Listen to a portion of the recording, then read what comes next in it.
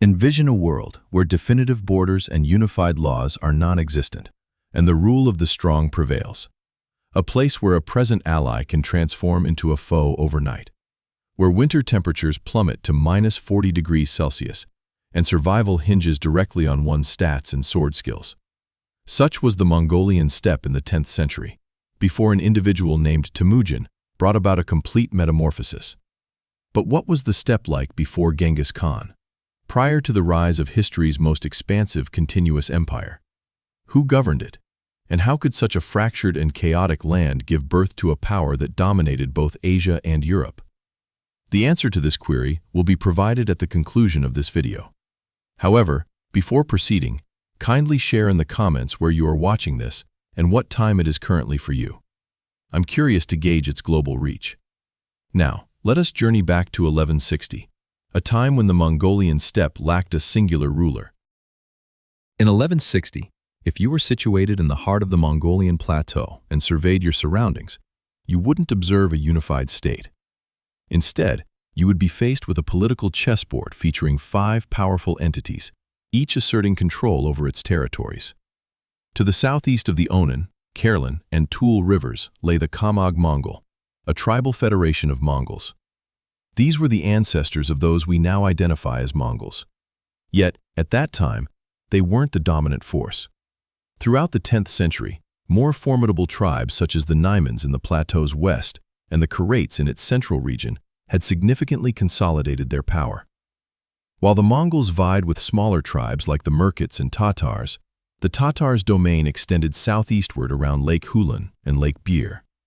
This was a formidable and affluent alliance that managed trade routes with the Chinese Jin dynasty. The Tatars were allies of the Jin, who utilized them as a tool to control other tribes. This strategy wasn't straightforward. Chinese dynasties frequently alternated between employing more distant and closer border tribes to foment discord among them.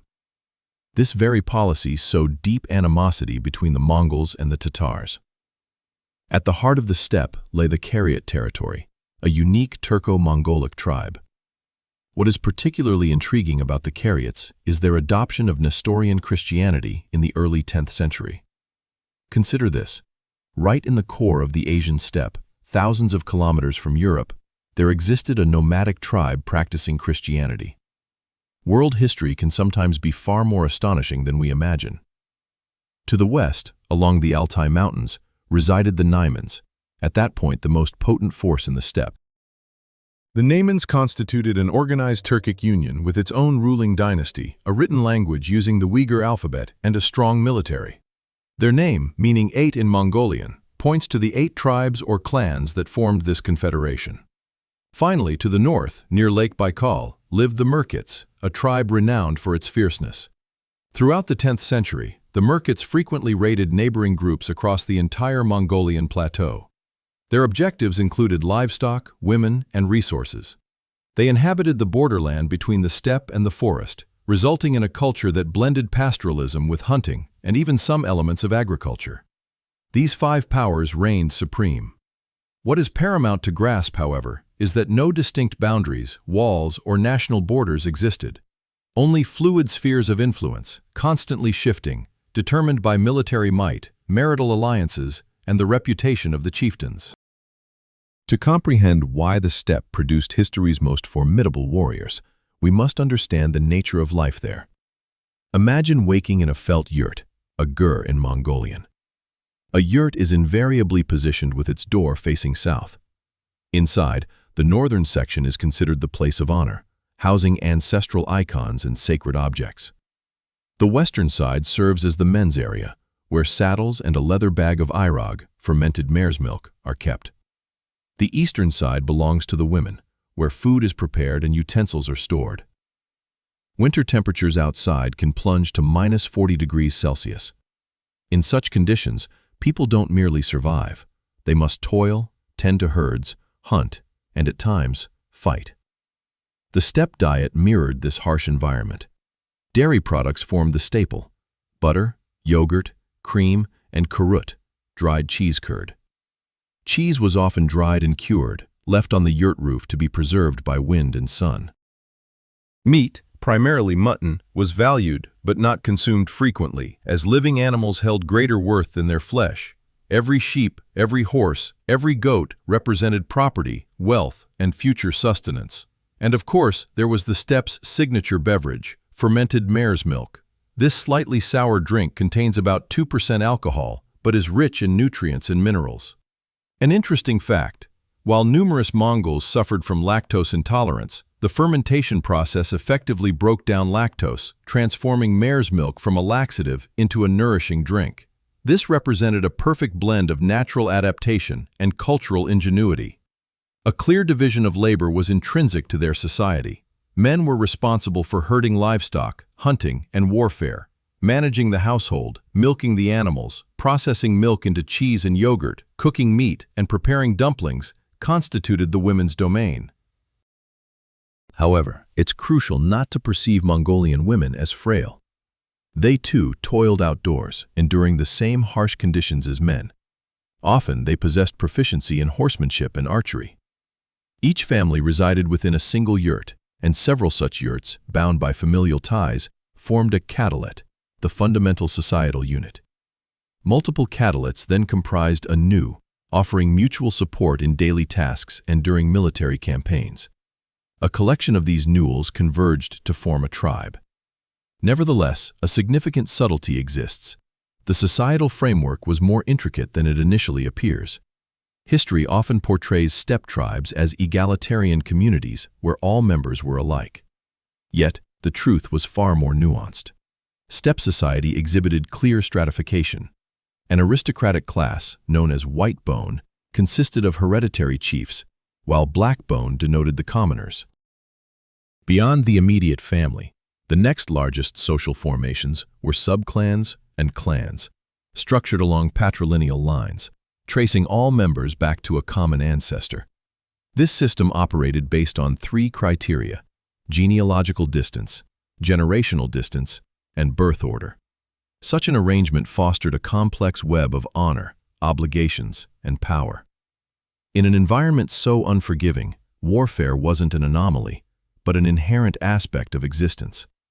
Raids aimed at acquiring livestock, women, and captives were considered legitimate methods of accumulating wealth. While this might seem brutal by modern standards, it's vital to contextualize these events within their historical period. The steppe lacked shops, stable markets, or a financial system. Your wealth was your livestock and your people. If a harsh winter decimated all your animals, your family faced starvation unless you could acquire animals from others. This isn't an endorsement of violence, but an explanation of the prevailing circumstances. In a world of limited resources and without a state to uphold property rights, military might remained the sole means to preserve what one possessed and acquire what was needed.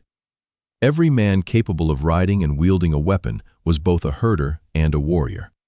They grew up in the saddle, learning archery from a young age. Mongolian horses, though small, were incredibly resilient, capable of covering up to 160 kilometers daily, foraging for food, and surviving in challenging conditions. The combination of expert horsemanship, the use of the composite bow, and the inherent hardiness of the Mongols themselves generated a formula for military dominance. However, steppe warfare extended beyond individual prowess. It also relied on alliances, political maneuverings, and the ability to anticipate enemy actions. This is where things became more complex.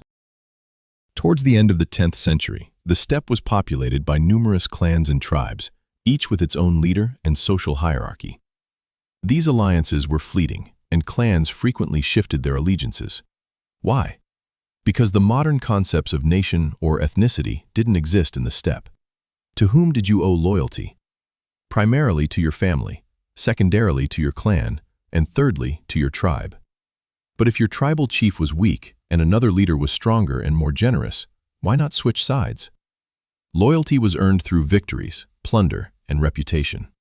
A good chief needed to be not only courageous in battle, but also generous towards his followers, astute in politics, and capable of discerning when to fight and when to forge alliances. Let's examine the relationships between the major powers. The Carats and Naimans were long-standing rivals, vying for control of the central steppe. The Tatars, allies of the Jurchen, leveraged Chinese weaponry and money to maintain their hegemony.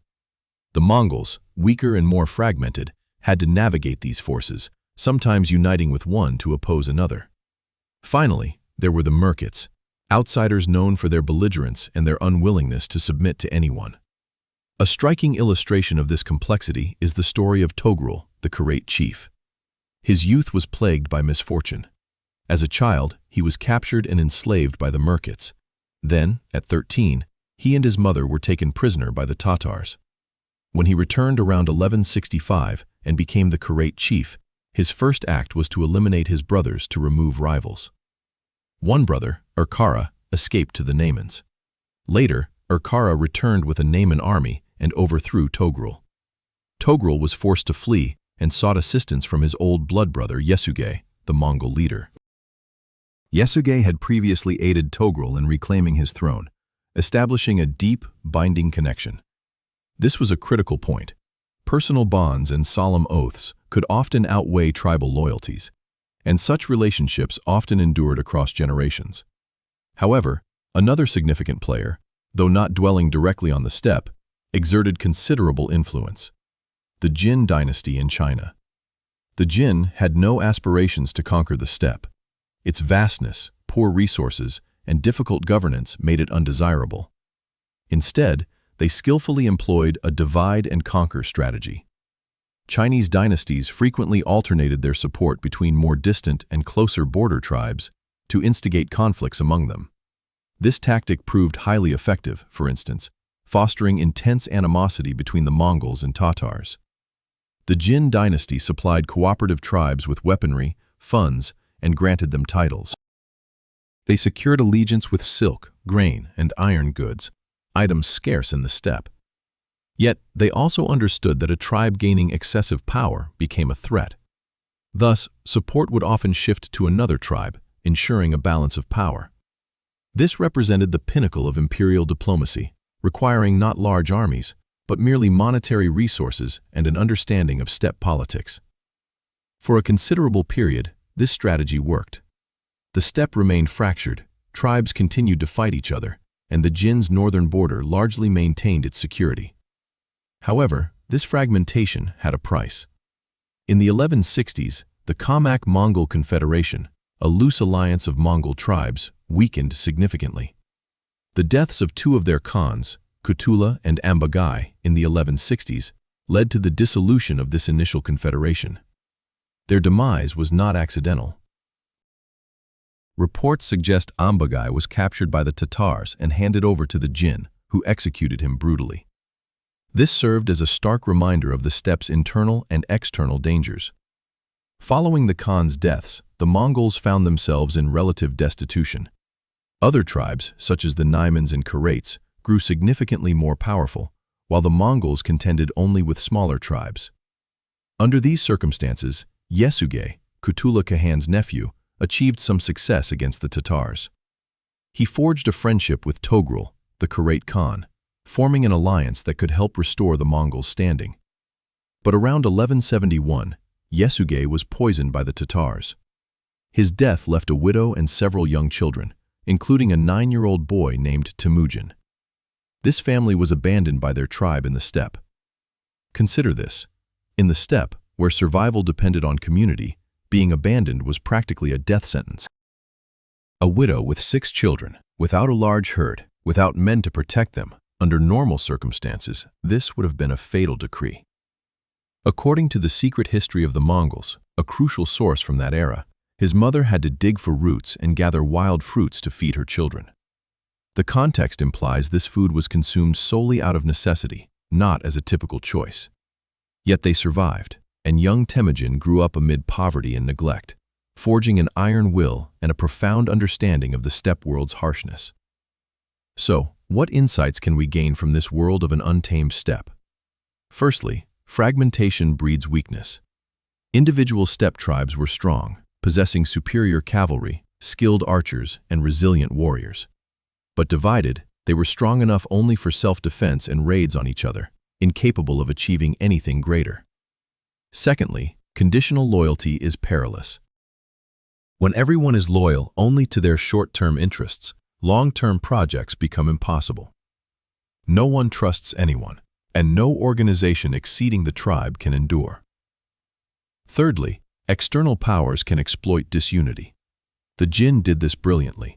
They didn't need to conquer the steppe, merely to keep it divided.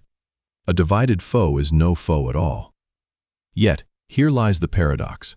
This harsh and chaotic environment cultivated the very qualities essential for establishing a great empire. Life on the steppe taught resilience, adaptability, and the ability to find advantages everywhere. It taught that survival demanded both physical strength and strategic wisdom. It taught that loyalty had to be earned, not inherited. And for a boy raised in poverty and forsaken by his tribe, the lesson was even deeper. The old system, one of rival tribes, bloodline-based loyalties, and unstable alliances, had failed. Something different, a new system, was required. By the late 10th century, the Mongolian steppe was a world poised for change. The mighty Nayman, Karaite, and Tatar tribes were at their zenith, wealthy, organized, and seemingly invincible. But beneath the surface, signs of transformation were emerging. A new generation was rising, people who had witnessed the cruelty of old orders, who had lost parents in endless disputes. They began to question, was there another way? Some emerging leaders began to explore novel concepts. What if allegiance stemmed from merit rather than lineage? What if capable individuals from any background could rise to prominence? What if spoils were distributed equitably instead of being monopolized by the elite? These weren't yet revolutionary doctrines, but their seeds were taking root. Meanwhile, in a corner of the steppe, a young man named Temujin, around 30 years old in 1190, was gradually assembling a small cadre of dedicated followers. He lacked physical might and a vast army, yet he possessed something else entirely, a vision for what the steppe could become and an unyielding will to actualize it. But that narrative is for another occasion. Let's redirect our focus to the initial query. How could such a fractured, tumultuous land like the Mongol steppe give rise to a power that dominated both Asia and Europe? The explanation lies in a paradox. The very chaos of the steppe forged extraordinary individuals. A merciless environment cultivated an indomitable resilience. The absence of established structures created fertile ground for the birth of fresh ideas. More profoundly, however, fragmentation begot suffering, and suffering, in turn, spurred the yearning for change.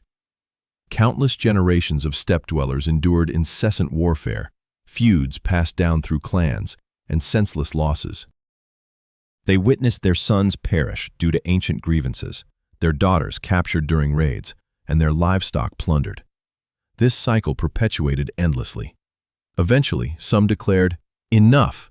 Enough of intertribal strife, enough of shifting loyalties, enough of the weakness born from disunity."